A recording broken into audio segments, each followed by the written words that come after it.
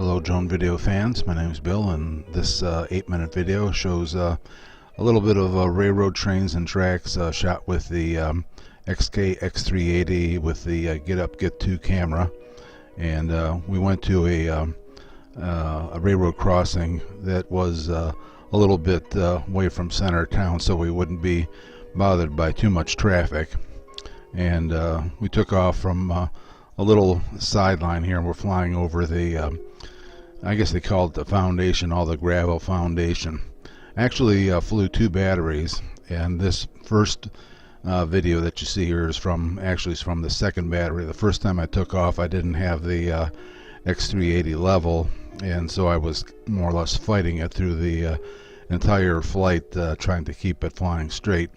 But second flight we got it flying pretty straight. So we're zooming down the tracks here at about 12 miles an hour. You can see the foundation of the tracks, the boards sunk into that gravel bed. And you know, it amazes me how long, because these tracks go back to the late 1800s.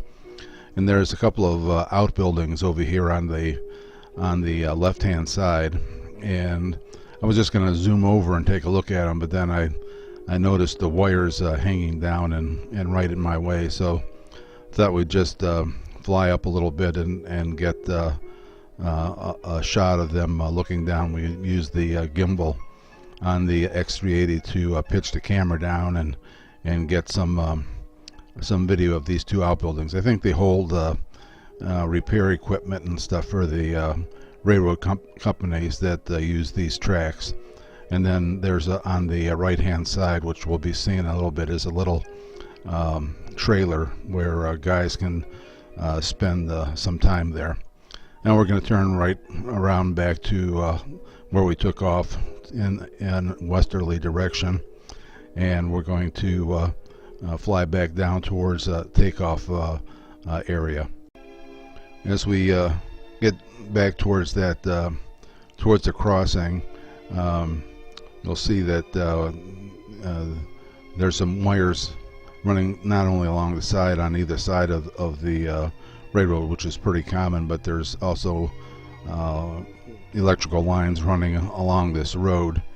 And once we get to this point over here, I'm going to shift back to some video that I took with the first battery, and because I had seen a slow-moving train on the second set of tracks, and you can see that it is in fact moving very slow. In fact, it was moving so slow that several cars that had pulled up and were stopped by the railroad crossing bars decided to turn around and go back the other way and find another direction around.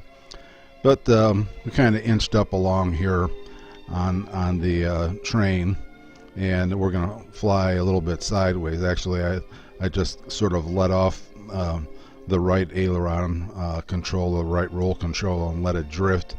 That's where it was drifting, and followed the train for a little bit, and then panned over to the see if I could see the front end of the train, but it was way past the trees. And then we were going to swing back and look towards the end.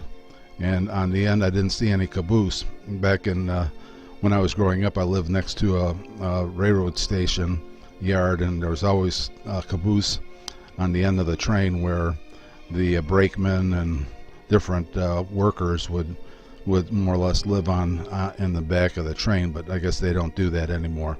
But we're going to fly up here and take a little look at the back end of the train as it recedes from me going out to the east, and just let it sort of trail off there. And then we're going to switch back to the second battery. And after I was almost to the end of the second battery, I probably still had, you know, several minutes left. I do have a voltage monitor on my FPV display, but in the distance I could hear and see a train coming in. This one was moving pretty quick, so had to make up my mind whether I was going to stay in the air to catch the video, and I decided to do that.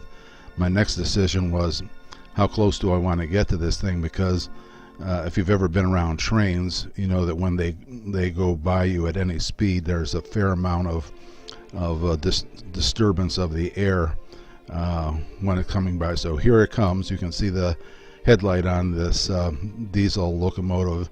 These are CSX trains. Tried to follow him as he was going by, and there's a wide variety of different cars: box cars, tankers, cars that are used by trucks. I guess they call those container cars. But the thing that they all have in common is that all these cars have a varying amount of graffiti on them, and I can never figure out how they get all that graffiti on them. Well, the best I can figure is that these trains, when they pull into a train yard where they have maybe a dozen different tracks running in parallel, so they can shift cars from one train to another. Some of them may sit on the sidelines there for hours or days or even a week or something like that, and while they're sitting there, the local artists come out and put their stamp mark on these trains. But some of them are actually fairly well done, but a lot of them just look like I don't know, different groups that have their particular emblems and so on and so forth. But anyways, as you can see, a lot of tanker cars. I don't know if they're full or empty or if they're carrying anything or not, but there's regulations against that. I'm kind of drifting a little bit lower to stay out of the disturbed air being put out by the train, and we're going to start rotating back towards the back of the train here to pick up the end of it.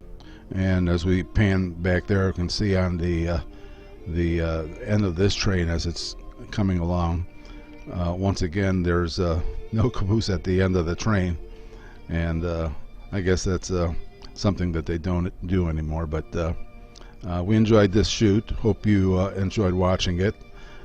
Leave a comment if you feel so inclined. Thanks for stopping by and watching. Hope you had a nice Christmas, and we'll catch you in a new video in the new year.